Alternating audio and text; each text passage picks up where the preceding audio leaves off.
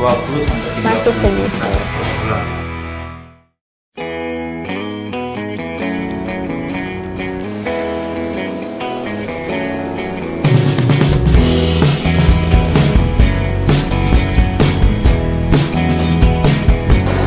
Halo guys, Assalamualaikum warahmatullahi wabarakatuh. Bagi sebagian orang, makanan ringan adalah hal yang sepele, apalagi bila dijadikan sebagai objek sumber usaha. Tapi tidak dengan ibu yang satu ini. Lewat tangan dinginnya, ia mampu menyulap makanan ringan menjadi sumber usaha. Dari hasil perjuangannya, kini ia mendapatkan hadiah sebuah kesuksesan. Dan ia pun mampu meraup omset jutaan rupiah setiap bulan. Mau tahu bagaimana lebih lanjut ia meraih kesuksesannya? Ikuti saya terus masih dalam channel yang sama dalam program Ruang Usaha Kita. Let's go.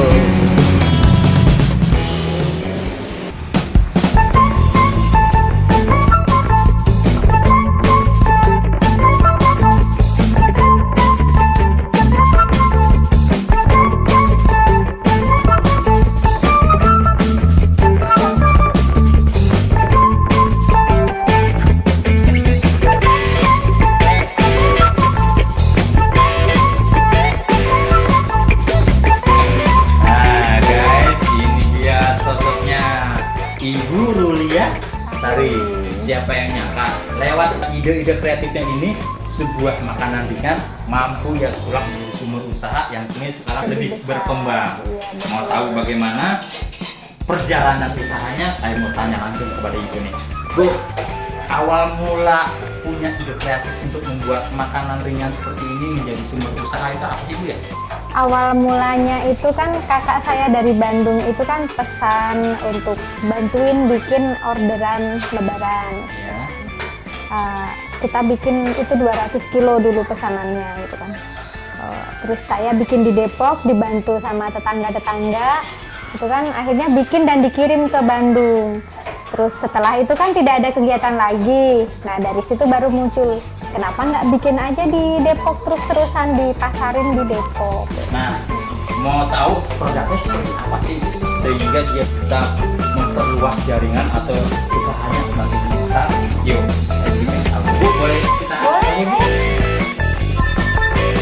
Bu, boleh saya coba. Oh, Guys, jarang-jarang saya gimana? Dipercayain aja lah. boleh silakan. Pencitraan. Ini setelah dipecahin gini, di mix apa gimana? Iya nanti kita. Oh, diputar apa namanya, diaduk ya? Iya diaduk. Memang harus utama bikin Iya. makanan harus pakai telur. Nah, karena untuk ini Kan namanya egg roll. Jadinya ya memang. egg roll. Oh iya, nah, karena memang setiap makanan yang bahan bakunya menggunakan telur itu pasti secara taste itu lebih renyah kali gitu ya. Setelah ini Kita masukkan ini dulu. apa ini apa ini? Itu gula aren. Oh, gula aren. Gula aren asli saja. Gulanya bukan pakai gula pasir atau gula yang lain ya, tapi pakai Gula aren. yang mempunyai taste tersendiri. Ini dari pohon kawung atau pohon kolang kaling. Oh ya, paling tidak sudah lebih dari 5 tahun Cing bekerja di rumah ibu. Dan itu adalah salah satu indikasi bahwa usaha itu adalah berjalan dengan baik ketika sudah lebih dari 2 atau 3 tahun. Setelah ini selesai, katanya sudah bisa hasil cetak. Saya pengen tahu, saya pengen coba kemampuan saya sampai di mana untuk membuat makanan Silahkan.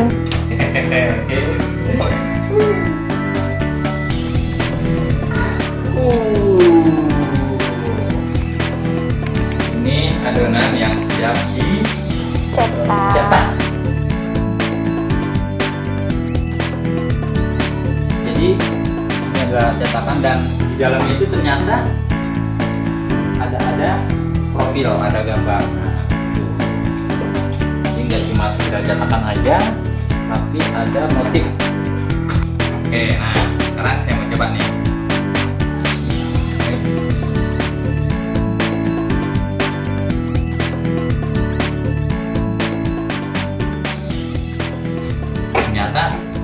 baliknya pun ada waktu tertentu, nggak langsung dituang langsung dibalik. Kalau kekeringan juga dia nggak bisa digulung. Oh, kalau kekeringan nggak bisa digulung. Tapi kalau Kebasahan dia susah. melempem. Melempem. Jadi serahkan pada ahlinya. Tuh. Bapak siapa ini?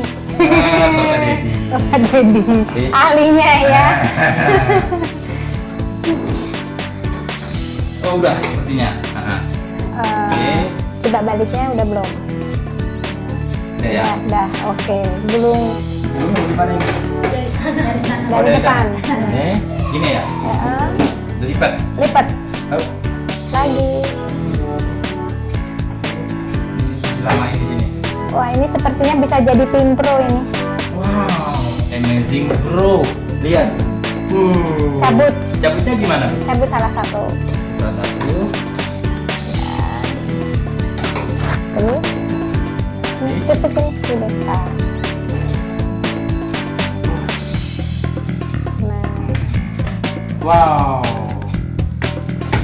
Ternyata susah-susah mudah bikinnya, nggak sembarangan komposisi. Ada komposisinya, nggak sembarangan harus banyak. Kebanyakan juga bisa apa namanya luber bu ya, luber. Dikit nggak di luar ukurannya.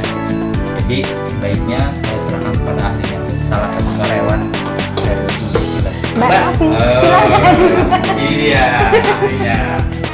Nah, inilah salah satu strategi usaha adalah sebuah packaging, karena ketika kita melihat sebuah produk dengan packaging yang bagus akan membuat nilai jual yang semakin tinggi juga tentunya. Makanya produk ini mungkin bisa menjadi inspirasi buat teman-teman. Boleh lihat yang lain lagi? Boleh, ayo kita ke depan. Oke, ya. Nah, ini adalah proses pengepakan bu ya. Iya. Oke, ini setiap kemasannya dihitung atau gimana bu? Atau ditimbang? Untuk kemasan pouch ini saya isi 14. 14 14. batang berarti ya? Iya. Saya isi 14. Saya tawarin ke temen dulu, laku, dibikin lagi, tawarin lagi. Awalnya dari pertemanan saja gitu.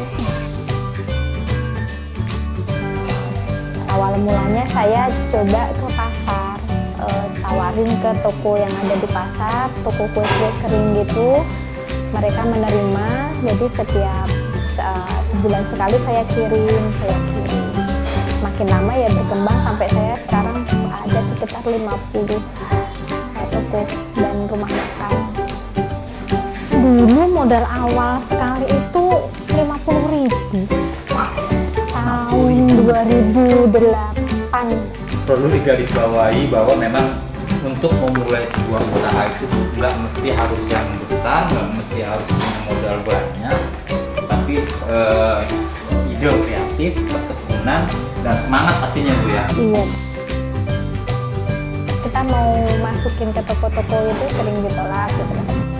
Boleh tahu bu omset per bulannya itu berapa? 25 sampai 30 Oh my juta. 20 sampai 30 Masih segitu. juta per bulan. Coba.